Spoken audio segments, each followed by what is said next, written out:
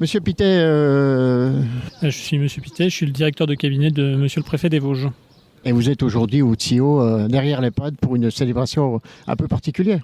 Alors je suis ici pour la célébration du 8 mai où on fait une cérémonie un peu en décalé des cérémonies du week-end dernier pour pouvoir toucher un maximum de résidents et amener au sein de cette EHPAD qui est labellisée Bleuet de France la part de cérémonies patriotiques auxquelles les résidents d'EHPAD desquels les résidents d'EHPAD sont souvent écartés.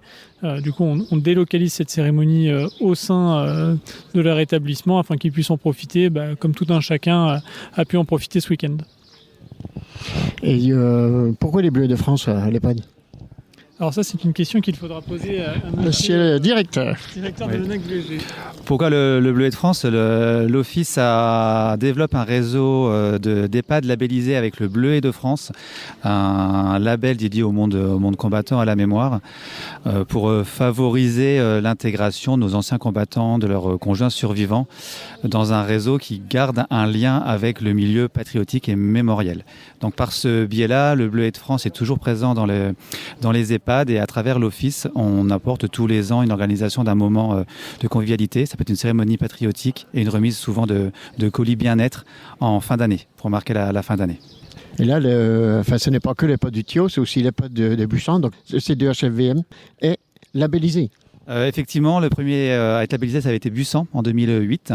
Et quand l'EHPAD a fusionné avec celui du TIO, on a relancé une procédure de labellisation qui a été de nouveau accordée par le Bleuet de France. Donc aujourd'hui, effectivement, ce sont deux sites, Busan et le TIO, qui sont labellisés Bleuet de France.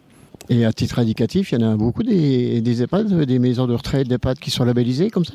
Alors dans les Vosges, ce sont les seuls. Et en France, le but, c'est d'avoir au moins un par département.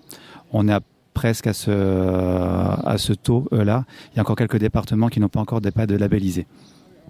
Donc là, je vais vous laisser profiter du moment de convivialité avec la Nouba qui est là. Très bien. Effectivement, on a la chance d'avoir la Nouba qui répond assez régulièrement à nos sollicitations et qui a à cœur de venir faire un petit concert pour les résidents de l'EHPAD. Effectivement. Merci.